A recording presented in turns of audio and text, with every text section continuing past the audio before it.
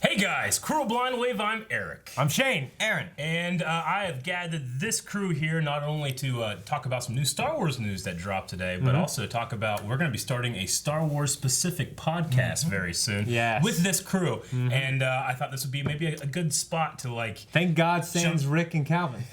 Red bastards. Well, they're not caught up They're with still everything. catching up on a lot of we can have shows. a lot more free conversation with this group here. So anyway, we are going to be doing that sooner rather than later, so make sure you're keeping up with that. But I thought a really good topic that we can carry on into this podcast for the nature of what this news is.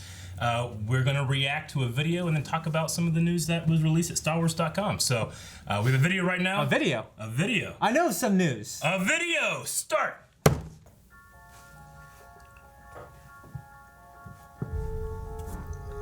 Hundreds Hundreds of years before.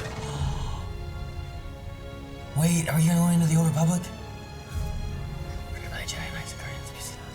Yes, I literally have some chills. Maybe I'm just cold. yes. Threatening the emissary threatens. That's your Clone Wars right there. Star Wars: The High The Republic. High Republic. Okay. Okay. Yep. Who's the villain? We're finding ourselves at a very exciting moment with the Skywalker saga coming to an end. We're in a place of what's next for Star Wars. Yeah. One of the things we've always done is be able to use our franchise platforms to explore the creative potential in the Star Wars galaxy. And so, what if publishing was more of an incubation place and bring in great talent and just let their imaginations roam free? Skywalker Ranch. We need a Blind Wave Ranch.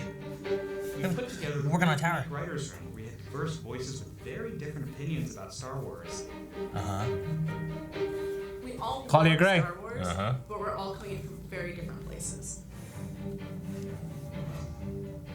I want to be in the brainstorm group. I know. Environment for everybody to just Pablo was throw there. things out there. She's been one of the best Star Wars books ever. Done lots of storytelling, but this is unique and really special. The idea that this thing Pablo. has been simmering for so long. It's the secret history of the galaxy. Yep, it goes way back to the beginning of Star Wars. We gave them essentially a blank slate. What would you like to tell? Over 1,000 generations, the Jedi Knights are the guardians of peace and justice. A line that we've inherited since 1977, and we thought, what does that look like?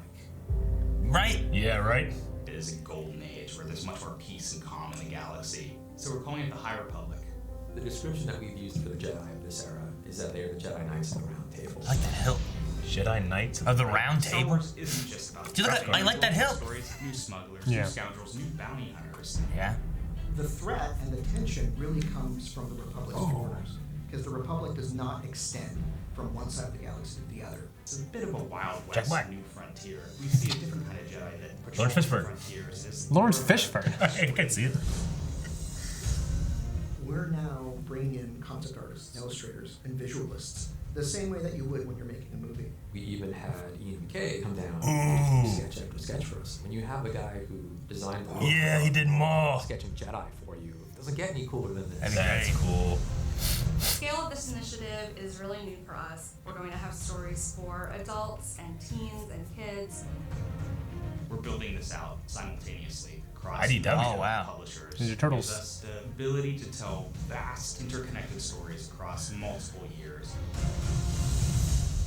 There will be a core group of heroes that will expand over time. There'll be villains. Villains, yeah. Who's Is this? that a Gungan? Our main villain are a group called the Nile. We kind of like to refer to them as space Vikings. They remind me of, Their motto is, that guy looks like a Gungan, doesn't take it? it with you, but we can take it from you. The Nile. Leader. Huh.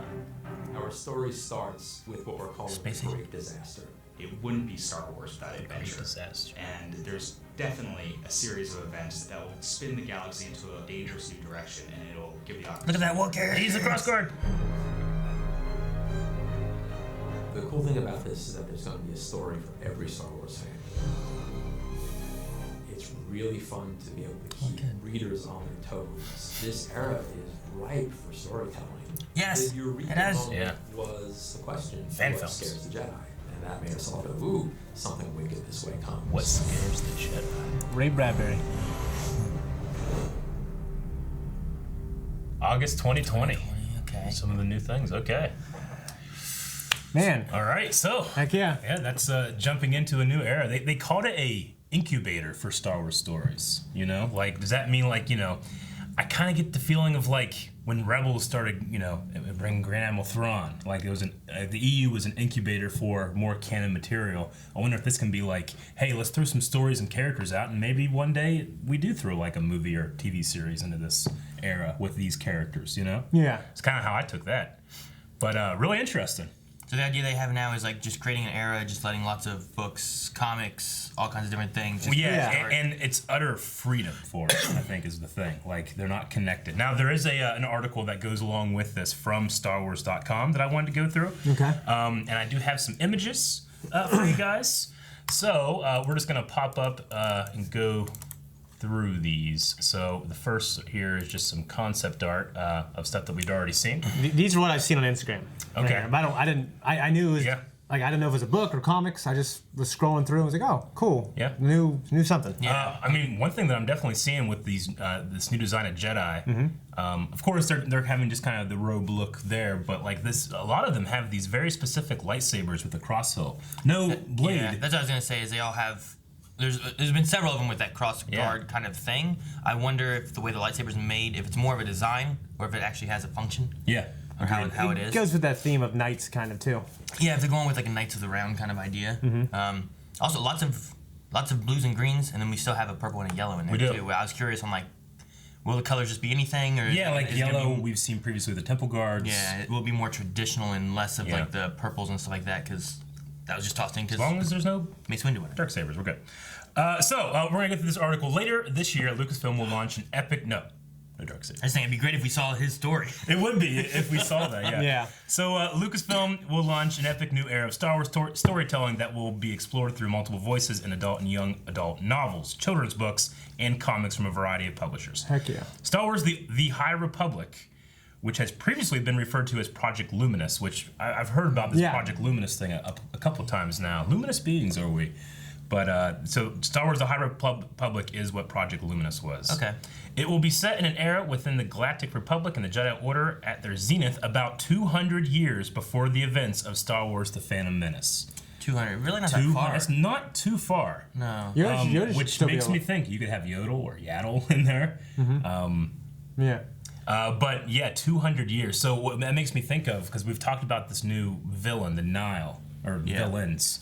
They're like, they call them like space Vikings. It reminded me a lot of like Nest. Enfys Nest. Nest. Yeah, I can see that. But yeah, like this kind of space Vikings. The one thing, if you put this 200 years before, is you could have a Sith presence or influence, but they couldn't be outright out or there, Yeah. So like, what if the Nile are being something that's being used to like manipulated move the Republic in a certain way? Well, in theory, we should possibly have Plagueis in that area somewhere. Maybe. Depending on how old he'd be. With his idea of like being able to like extend his life and whatnot, and all that kind of idea of what they talked about. Yeah. He had a master too. He could either be a master. Yeah.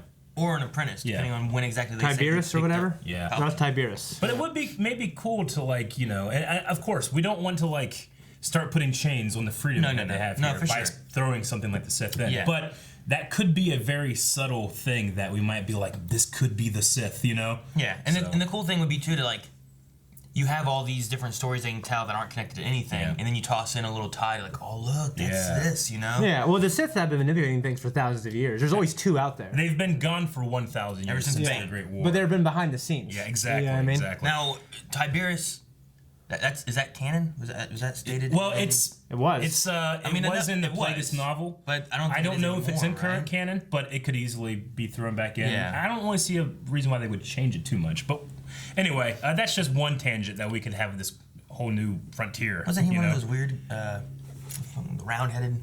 Well, Plagueis was a moon. From the baking yeah, and Tiberius was an ugly. Which I always thought that guy was goofy looking in episode 2, but then I saw pictures of the banking Plagueis clan. and I'm like, Jesus, that's scary. Yeah. All right, so this period of the Star Wars timeline will not overlap any of the film features or series currently planned for production, giving creators and partners a vast amount of room to tell Star Wars stories with new adventures and original characters. Well, then that gives me hope then, because if you have that as a statement there, yeah, this is going 200 years back. This isn't the old Republic. this is the High Republic. Yeah. So you could go back further if they were still working on movies and stuff to the Old Republic, and we could still have that, and you get freedom in this area. I think with the branding, because we've seen this logo now, it's gonna be appearing in all these covers and stuff we're gonna look at. But like, yes, I think they're trying to have a clear change from Old Republic to High Republic. So yeah, which is you weird know because everything up to Revenge of the Sith is the Old Republic. No, I understand, but it might just be a name only, honestly, or just like a. Yeah, I believe it is. Yeah, but I think what they're just trying to cause that separation so people aren't being like, wait, Old Republic, where's Revan? You know? Exactly. Create some eras and stuff too, so that you can have some different characters you create, and you can play around. Like here's Old Republic stories. Like that stuff's 4,000 years before this. This is 200 years before that. You know? Yeah. So anyway, we got some more concept art here that we did see in this. Thing. Nope, hold on. I'm gonna go this one. This one right here. So this is just another piece of the concept art, not affiliated with any like cover for a book or anything. But Tiberius is actually is he that species? I think he's a Bith actually. Yeah, I think you're right. Bith, that's it. Yeah. The guy on the bottom right could be Utapau. The girl in the middle could be Devorian. Devorin. I don't know how to say it. On the right. The guy on the top looks like Hopper. A little bit. Really? I see some Hopper in him. Yeah. You could have that guy be played by that dude.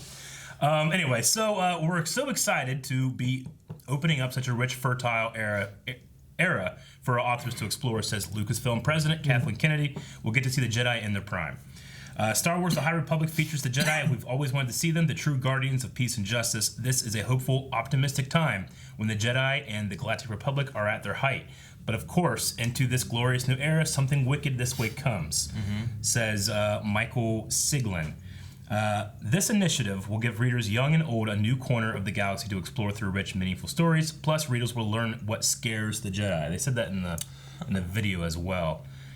This was a golden age for the Jedi and also a time of galactic expansion in the Outer Rim, so expect there to be rich tales of exploration, charting out the galaxy, meeting new cultures, and discovering what pioneer life was like in the Outer Rim. That could be interesting. I think that would be really interesting. Jedi Fallen Order had the Zepho, which is like a brand new culture we'd never seen before. Yeah. I really like seeing that stuff. That was some of the coolest stuff. Yeah, I want to find out more about them in other games. This is an incredible sandbox for storytellers to play in, both within publishing and beyond. So, and beyond. I think that they're like testing the waters. I think the idea is that you toss out, like, here's this High Republic era. Here's some books and stuff we have kind of filling in some ideas and whatnot. And then we start getting, maybe you get a video game in the era, you know? Maybe you get a cartoon, or maybe you get a movie eventually, you know? Like, you just start filling in and creating that era, and then you start populating it with more and more different stories, you know, from different iterations. Yep.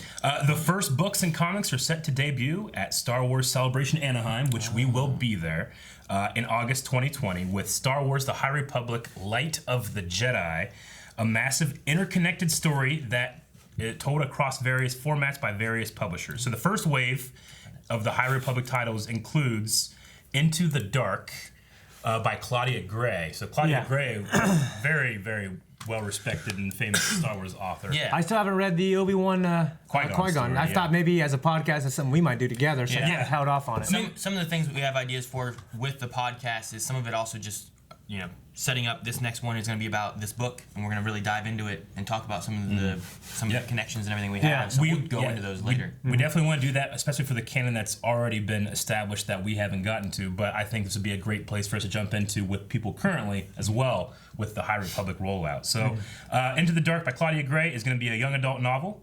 The next thing we have here is Star Wars High Republic, A Test of Courage by Justina Ireland. That looks like the little David Tennant robot. That does look like David Tennant. And these look like younger Padawans maybe, so could this be like something there? Because he was the one that like helped them build their lightsabers. Yeah. With Yoda. And if I remember correctly, he was incredibly old.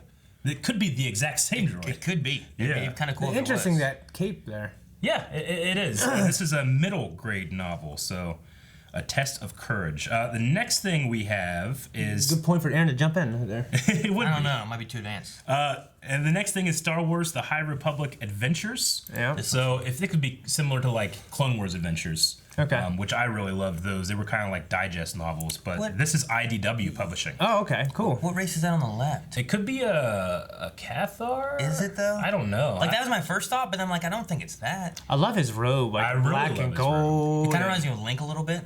And even her like Breath of cloak, Wild, like the is squares. Her cloak is kind of Lord of the Ringsy, like with the thing right here holding it, and I like his lightsaber. The ring, yeah. I really like Old Republic era, like Jedi outfits and stuff like that they wear. I'm interested to see what the High Republic looks. There's always an interesting evolution from like, here's what Ben wore on Tatooine, but Owen always kind of wore the same thing.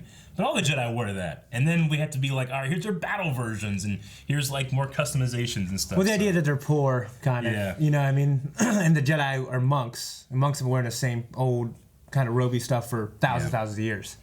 And I know IDW. I mean, that's. Marvel has been doing a lot of the comics, but IDW actually getting the licenses. On that big list, we had IDW and we had Marvel too. So I'm interested to see like. What are we gonna have different types of comics there coming out from them then? Well, the next one is gonna be Star Wars: The High Republic, which this is the Marvel one. This looks much more focused on the villains. On the Nile, yes. That right there, you know what that reminds me of, right? Or just the art and the tattoo just reminds me of with Kate Skywalker, those comics. Oh, the one Sith. Yeah.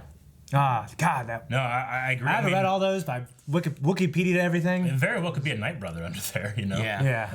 I'm wondering why they wear the masks, you know, like. Yeah, I mean they called them like Vikings, and we've seen a couple images of these guys. They're all like, there was a Max Rebo one, you know. Yeah. They're all like, they seem to be not like they're like a culture, not a race. I want to go back and look at the video because there's one picture I swear. It makes me think of a Gungan. Of a Gungan? Because it looks like it has kind of these long ears hanging down, but it's still wearing that mask. Maybe we can you go get back some and kind look of there. bad guy Gungan. Yeah. I think that's going to be sweet. Yeah, it would be sweet. I would love it, and I can't wait for Rick to see it. I wonder if this will kind of go into what Mandalorians kind of were in the old EU, where like you would start getting like these different alien Mandalorians and stuff too. Maybe they're going that way with the Nile, but again, like with these guys kind of having this like Viking or like almost like they're grabbing things and putting them on their armor, like they're just like a force that's being like sent out into the galaxy. It makes me think who's sending them out or who's influenced them to do this, and could that be like something like the Sith? It'd be interesting to see if they do a you never hear about these 200 years later. No. So does the Nile die out? Is that what happens? Yeah. And do we have Mandalorians? Do we see some of that in the High? It's like the Republic Vikings. era? The Vikings die out. Yeah. Yeah. The next one is Light of the Jedi. And this by is Charles this is the first thing I saw. Really? Okay. Yeah. So that's kind of space station they talked about, like during the Great Disaster or something. Yeah, and they showed that when they were talking They about it. showed One of that. the things that reminded me of was like there was like a health space station in Clone Wars. Yeah. That kind of had a similar-ish design with like the round kind of setup and everything. It made me think of that. But we This is had a Wookiee. adult. It's always cool, and I've seen an EU, a Wookiee Jedi, but there'll be so many barriers for like a Wookiee to enter the Jedi Order. You know what I mean? Yeah, I think What so. kind of barrier? I mean, we've like, had. like a language is always a barrier. True, but there's lots of people that understand, It's true. Yeah. What's it called? Shirley Wook. Shirley Wook. Man, I love being a nerd. Yeah. I'm like, it has Wook in it. I'm like, I can't think of it. Wookiees, at least in the old EU, they were very temperamental. They were, so, but it's like- not unprecedented. There have been Wookiee Jedi. Chewbacca's nephew in the New Republic, under Luke's tutelage, Lobaka was a Wookiee Jedi. Really? And then There was one in the Old Ayla Republic. Secura's Quinlan maybe Quinlan Vose's master. There was like a master of one of the main characters in the Old Republic comics. Yeah. That was a Jedi as well. The Old Republic one, I think, also had like a wooden-looking lightsaber that was really cool. Yeah, Lobaka had that as well. Did he? The On big Kashyyyk. giant trees from Kashyyyk. He made that from the wood. Yeah, I really like the look of it. Yeah. Actually, when Cal gets his lightsaber on Kashyyyk, it's like wooden and stuff. Yeah, that was cool. Yeah. But the interesting thing about this cover here is that they're all kind of wearing the same, like almost white gold. Yeah. Unless that's just like the sun, because there's a very harsh highlight on her face. So The thing too is this could be like a group that does certain missions, or it could also be like the council, like a guardian kind of thing. Like you know how we had the different guardians that wear like the same kind of outfits. Well, they're and like stuff SEAL for Team the Jedi 6. Temple. Yeah. Yeah, it could but be. Once again, we're seeing this Wookiee have that same style of lightsaber with some kind kind of crossguard looking to thing. it, but no actual blade to it. We did see in Star Wars Rebels, whenever they were on Malachor, Ezra found a green lightsaber that had the blades actually come out, and it wasn't like Kylo Ren's where it was like all fizzy and stuff. It was a solid lightsaber, so that's not unprecedented in canon either. So anyway, that's all the images that I had for this. Maybe we want to go through that video again because Aaron wanted to see if he saw like a what was it? I swear there's a Jedi. Gungan one. Yeah. Let me see here. This guy here. That really could be a Gungan. Doesn't that kind of look like he has kind of that long face, and then it looks the eyes would be, the goggles would be up high coming off of his head. It looks like the ears coming down behind the back and stuff. It's a good catch. Could be a Gungan. I'm like, man, what if you have a 304, a villain Gungan here? Yeah, like I love the idea because people speculated the ideas of like, oh man, Jar Jar could be a Sith. That's why he does this and does that and all that kind of stuff. And I was like, well, I don't think that's real at all. But you could have a Gungan villain. What would it be like? You know, they're a formidable warrior race. There was one part I wanted to try to find where they had a list of different attributes that I kind of wanted to deep dive into. It's that one back there is a close up of it. So, all on their list of like fiction. It says fiction, Star Wars something, and something else. So fiction, Star Wars wishes. Authentically lived in, surprise, diversity, actual ending, feelings, relatable characters, sweeping, epic, and humor.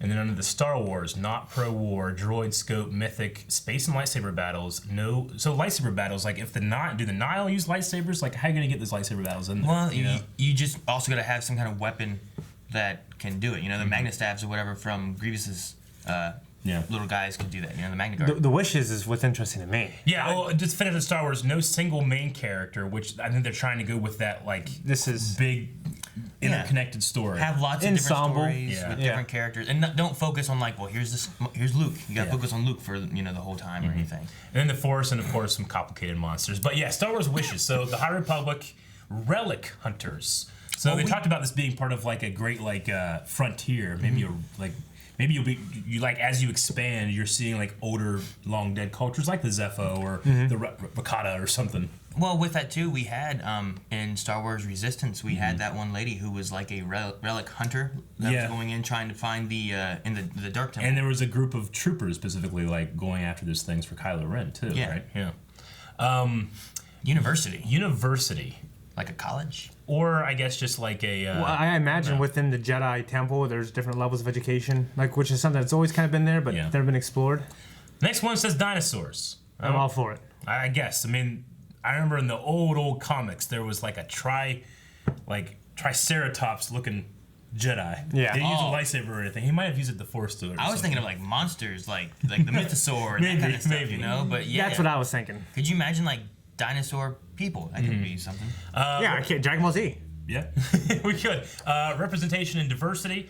We've had that. Yeah. We definitely have. Arthurian legends, which they mention, like, think of this like Jedi of the Round Table. So, like, I wonder what the difference between there were definitely images of Yoda. Like when they were talking about the guy that created Darth Maul, there was a couple, like, Yoda, yeah, well, they said they brought him in, and he's been doing different artwork and stuff before for him, and it looked like some of those were just like sketches they've had already.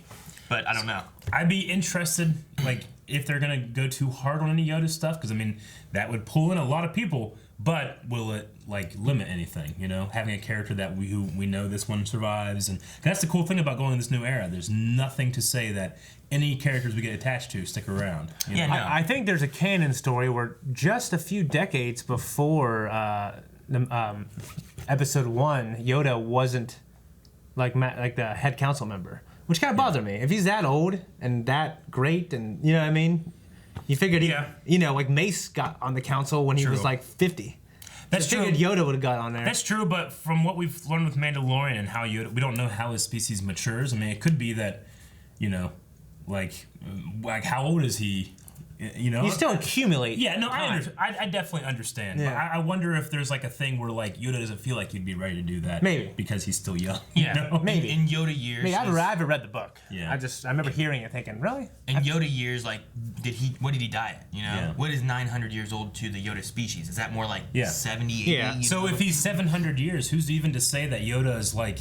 Maybe he's in a point in his life where he's more Qui-Gon. He's more with the living force, and he doesn't want to be part of administration. It'd be cool to see like a little bit reckless of a Yoda, you know? Yeah.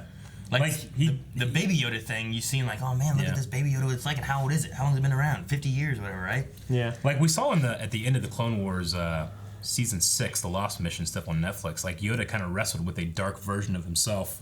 Maybe we could throw in like a story or two of him wrestling with obviously his great power and how he deals with it. I don't know. Yeah. What do you have him at? He'd be about 700. He'd be about 700 then. Yeah. That could be looks real good. Could be interesting. We got He's handsome. rival houses and Sith Empire. Now you couldn't have an empire unless it's something that's never been discovered, I guess. But maybe they're talking about like stuff on X School, because X School has kind of created this entire culture of like a whole planet worth of Sith worshippers. You know. From understanding, it's very like there was no one there really until Palpatine got there though. Yeah, I don't know. From what I understand. Yeah. I mean, they could still have like a Sith Empire far away. There's just two of them, and then everyone else are like followers and droids. Or whatever. It's possible. The Old Republic had that precedent of like Revan and Malak. They found like the Sith Empire out there. They came back as like envoys, but really what they wanted to do was like take over the Republic in order to fight the Sith. You know, so there's some stuff. It kind of depends where they put Bane's Rule of Two at. Like when he was there. I mean, this would have to be 800 years into that, right? Yeah, unless they jumped that forward. Yeah. I just wonder why the 200 years before, because if they said like, forever 1,000 generations the Jedi have been guardians of the Old Republic, 200 years doesn't seem like that much of a jump. They might be trying to... That's two people. Yeah, I think they're trying to jump in to a time where it's not too far from stuff that we could connect to. Yeah. Like we said, Yoda and that kind of stuff. And you know where you got to end, but it gives a lot of leeway in the past maybe too. Like if you jump back too far, then like before and after you got to make sure you're matching with what you put in here. Does that make sense? No, I understand. Maybe they're trying to like, let's just move a little bit, create an era here, and then we can expand that High Republic era, maybe left and right a little bit on that timeline as they kind of go about it. Like, well, what happened before this? Oh, we'll go back another 100 years and you can tell that story. And again, I mean, this is just an image from this video that could be nothing, honestly, but under Star Wars wishes is Sith stuff. Yeah, and you could have someone like, well, what if you guys could wish for anything that you want to tell in Star Wars, what would it be? It's like a Sith Empire. Yeah. And then they do that, but then as they're talking, they're like, you know what? It's only 200 years. Yeah. If we're going with Rule 2, there might not be a Sith Empire yet. That's gonna be we'll put a pin in that for like sometime if we go further back or something, And he's just like, I really want a Sith Empire story, but this isn't the time to tell it, maybe. Yeah. Yeah. And then Chaos Agents, which I don't know what that would mean, other than like Agents of Chaos. Agents of Chaos. And then Splinter Group Force Users. So, which is like a Grey bad Jedi. career. Maybe. I never loved the concept of Grey Jedi, but you could definitely do stuff like that. But I've always loved the idea of other cultures using the Force and developing their own. But it's different, stuff. Yeah, right? different. It's using the Force in different ways. Like you said, the witches is one of those big ones where it's like they're using the Force, but it's much more. It's so different that it's magical. You can't even call it the same thing at that point. You know? Yeah. And then you had the Zepho, which did use the Force and fell all on their own. So maybe you could have one of my favorite parts of the old EU was Jason Solo going out and discovering all these Force cultures and learning new stuff. Like that's how he learned how to do flow walking, which was almost like a form of time travel in a way. Yeah. Like a lot of really interesting things that you could do there to bring back some magic and mystery because Star Wars has been around so long and been defined for so long.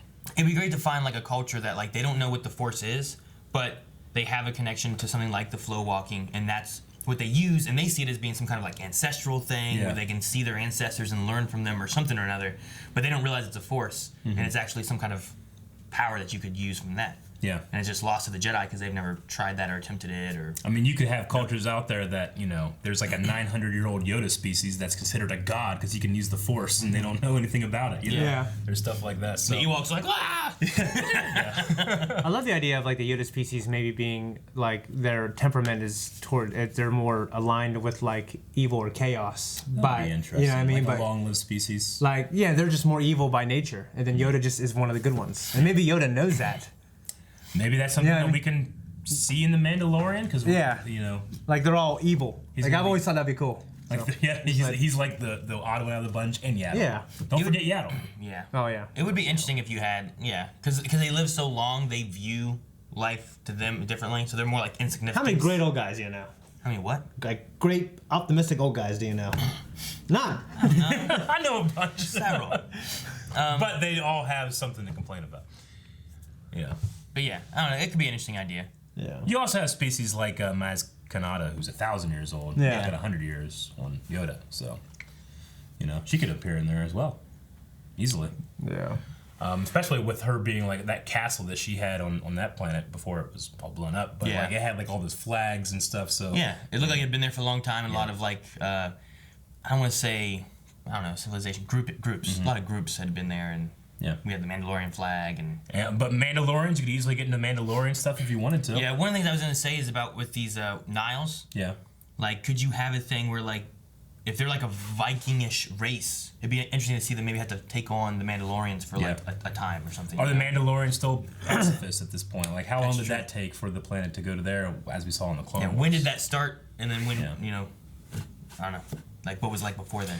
I guess I feel like that's kind of recent, but maybe 200 years is kind of recent. So it feels recent. I mean, we think in 200 years, like, it's the beginning of our country, but it's only a couple people away. You know? Yeah. So anyway, all right. Well, I thought it was an interesting conversation. It's a brand new era into Star Wars, and we want to be here to talk all about it. Hopefully, you guys want to listen. So. Hope you like this video. We're going to be trying to start a Star Wars podcast very soon, so you got to stay tuned to the channel for that. It's going to be a lot of fun. You guys got anything else? No. Very interested in this. And like I said, with that one little comment about what they're wanting to do with this, it gives me hope that we also might be seeing some Old Republic stuff possibly coming down the road soon. Yeah. I saw that the Black Series that's been doing a lot of lightsabers. Have been doing a lot of canon lightsabers. They're going to be doing Darth Revan's lightsaber now. Oh, wow. So what's that to say? If that they're going to be like, hey, let's get that out there in case, you know? So very exciting. Hope you guys enjoyed this. We'll see you next time. Thank you guys so much for watching. If you guys enjoyed this and you want to see more Star Wars talk, make sure you subscribe so that when our podcast starts up, you don't miss information about it. It's also going to be probably streamed over at twitch.tv/blindway once we start that up. So make sure to find the link in below. Join us over at Twitch. Fucking editor's gonna be like, I had to do that. I know.